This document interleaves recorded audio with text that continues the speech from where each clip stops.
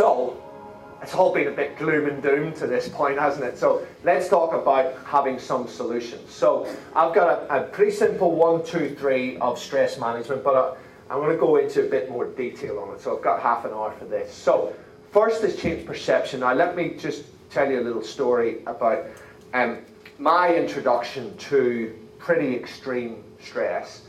Was in the military, and I went through combat survival and resistance to interrogation training. So this was a 10-day course, and this was in winter in England when it gets cold, and we were in the New Forest, this huge area in the south of England, and basically we went out on the first day. There was a bunch of us, and we were given a 16-stone dummy called Fred, and we had to make a stretcher, and we had to carry him for about 12 miles, and they were trying to get us to run the whole time. We had to do river crossings. It was freezing cold, soaking wet. At the end of that 10, it took us hours, and everybody was shattered. Then they sent us on a 40-kilometre navigation exercise, and with a button compass and a map that we'd drawn on a piece of silk. We came back, and we had half an hour to create our beds, and our beds for the next 5 days was to find the biggest, thorniest bush and kick your way into it. And 2 people slept in there, and to sleep we had a Gore-Tex bivy bag. If anybody knows what a Gore-Tex is, just a waterproof sleeping bag liner that has no heat in it whatsoever. All we had on was the clothes that we were wearing. That's all we had for 10 days. And then they would teach us some survival things, how to do like tactical fires, all of this sort of stuff, how to catch rabbits and things like that.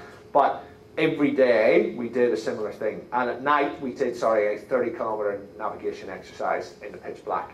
And this repeated for 5 days. Over the 10-day period, the only food we got was a live chicken between 4 people. There's your chicken, off you go. And so by the end of this 10-day period, we walked 600-700 kilometres, blisters everywhere, hands all cracked completely, freezing cold. When you eventually got into bed, it was so cold you couldn't sleep. So you lie there, cuddling your buddy, egos were out the window, trying to retain some body heat, and maybe getting 30-40 minutes of broken sleep per night. So chronic sleep deprivation. For the second 5 days, we went on what's called escape and evasion. So we're in teams, and there's a paratrooper force after us, and the paratroopers were told that if they caught us young naval officers, they could give us a kicking and put us back in the game. They had helicopters, they had dog teams out after us, and every night we were to meet an agent, and the agent then gave us location where we had to be the next night, which was typically 30 kilometres away. So this went on, and on day 1, and it was freezing cold. At night it was probably -3. During the day it was about 2-3 degrees. So you're pretty cold, hungry, miserable, worn out for 10 days. And they told us on day 1, if we got to day 10 without getting caught, we would get a Mars bar. That was our prize. Not very motivating on day 1. By day 7, I could tell you this was like the holy grail, this Mars bar. Total focus. So 2 of us in our team, we made it to the end, and it was pitch black, and there was a little silo, and we had to crawl up because there was dogs all around the place. So we had to crawl for the last few, probably half a K, and we got there, and the staff sergeant said, well done, here's your Mars bar. Go over there and sit down and eat it. Don't open it until you sit down. Fine. We went over, sat down, and then we got introduced to what they call the shock of capture, which is a whole heap of burly blokes jumping out of nowhere, giving you a bit of a kicking, and bagging and tagging. You guys know what that is? Probably not. And hessian sack over your head, and they tie your feet to your hands in such a way that when you wriggle, it makes it tighter, and it's pretty uncomfortable. And they left us there for a few hours. We then got introduced to pretty nasty dogs that were barking and going crazy so close to my face that I could actually feel its breath on my face. That strongly activates the amygdala, I can tell you that. And we then got put in a van, we got driven around hooded, and we went to this place, we were dragged around, they cut our bootlaces, dragged us around everywhere by our thumbs. We got put into this room and hood over, and they had white noise. Does anybody know what white noise is? I now know, having read a lot of the interrogation techniques, that white noise directly activates the amygdala. Remember the TV used to finish at night? Anybody remember those days? And that, but up really, really loud. It's pretty horrible. And we were hooded, we were in stress positions. I'm sure you guys have seen the stress positions on the news from the Iraqi war. And then we were interrogated. And we had different interrogations, doing pretty horrible stuff to us, which I won't really go into. But the interesting thing for me was that the interrogators were telling us a story, and they were telling us that we were shot down in Iraq, and that the pilot was killed, and that my co-pilot was in the next room, and they were torturing him if I would sign this piece of paper. So we'd been told at the start, you give your name, your rank, your serial number, and your date of birth, and I can't answer that question. And that's it. And that's what you were told that you were allowed to say. And it's about how you can resist interrogation. They do all sorts of horrible things to you to try and get you to sign a piece of paper, or talk, or engage in a conversation. And the interesting thing was that at some point during the interrogation, maybe 10 hours into it, I had a very vivid memory of the helicopter crash, of me trying to get the pilot out and him being dead, and me and the other guy going and escaping and being chased by dog teams. And I obviously wound in everything that actually had happened with something that had never happened. And I had the strongest, most vivid memory of that helicopter crash. And it never happened. So that for me was very interesting in terms of what extreme chronic stress can actually do to the brain. Now the other thing that really came out of that course was resilience, and how you build resilience. Because at the end of that course, and they give us about 5 days to recover and well fed up. We got psychological debriefs, you got to speak to a shrink and all this sort of stuff just to make sure they hadn't screwed with your head too much. But the interesting thing was, after that, nothing was stressful. Okay? Totally changed the bar about what was stressful. And anybody who's been through anything that's emotionally harrowing, often report that, death of a close loved one, messy divorces, that when they come out the other side, they actually have a newfound resilience. Either it destroys them, or they gain a newfound resilience. And it's often when people are at the lowest that they get this resilience that they come out of. So that's just a little brief window into looking at resilience, which I'm going to talk about later on. But in terms of changing your perception, this is very, very cool. So simple, it's almost hard to believe that it works. What you do is you have a catastrophe scale.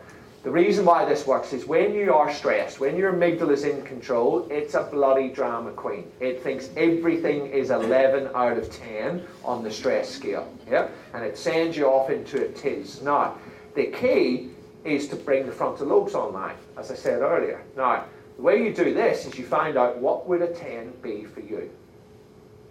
For you personally, just think now, what would a 10 be? For me, survival course, right there, 8 out of 10. Most people go, hold on a minute, surely that's got to be 9.5 or 10. I tell you what really close to a 10 would be to get a phone call now to say that my wife and kids have been killed in a car crash. That would be pretty close to a 10. And even closer to a 10 would be living in Somalia right now and having kids who you have to watch die every single day because you can't feed them. And you can't do anything about it except watch your kids die day by day. That would be pretty damn stressful. I put it to you that none of us really suffer stress. We think we suffer stress, but we actually don't. Unless there's something like a loved one die or divorce.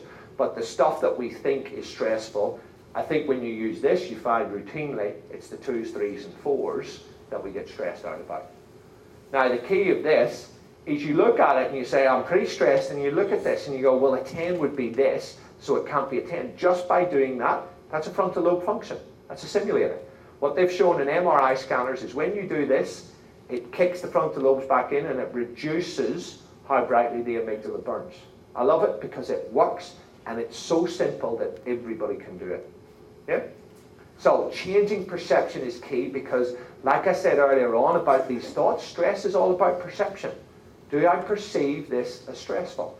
If you do, then there's something else you can do about it, which I'll talk about. The next bit is to change your environment. So I'm going to show you a video clip of US Special Forces training, Navy SEALs.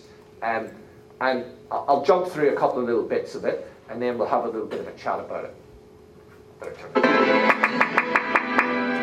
Experts believe evolution has hardwired our brains to dread being trapped underwater. As a result, it's almost impossible to control the brain's overwhelming impulse to surface for air.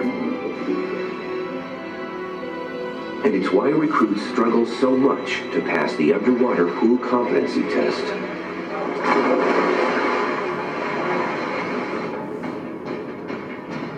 Pool comp is a very important milestone in their career here. They're being tested how they can deal with fear underwater. And there is controlled harassment, planned harassment projected at them underwater, and we see how they can cope with that.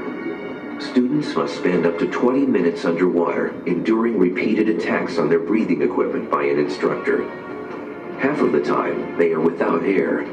Their air is shut off, their breathing hoses are wrapped around in difficult positions, and they need to respond to those problems with a series of emergency procedures. Step-by-step instructions for untangling their gear are drilled into the recruits' heads beforehand. They must follow these to the letter.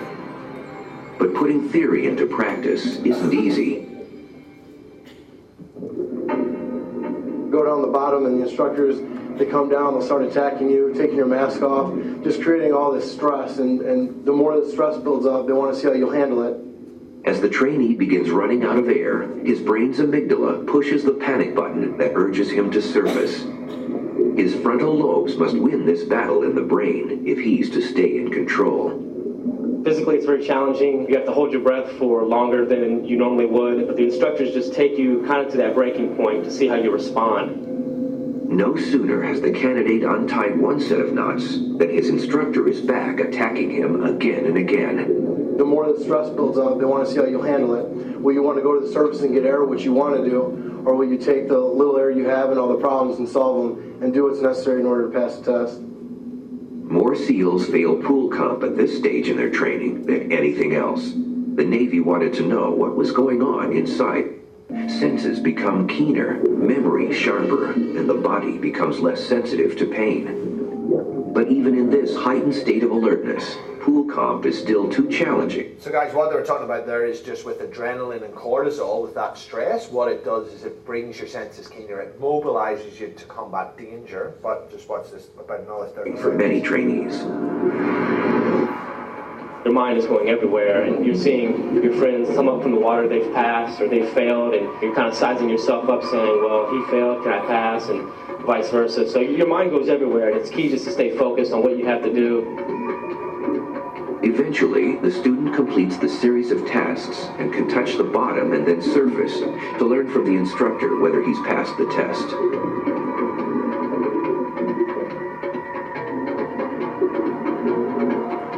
I feel fine. Few SEAL candidates succeed at pool comp the first time. They get 4 attempts, and there's more at stake with each try. The most common reason for failing pool comp is panic, losing composure underwater. Some of our students, that's it. We will performance drop them from training.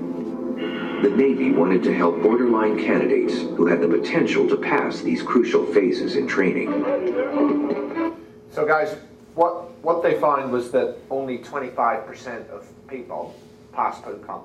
And so what they did is they turned to neuroscience to see, is there a way that we can improve that? And they brought in a team of neuroscientists who created a mental toughness model for them, which I'm just going to talk you through.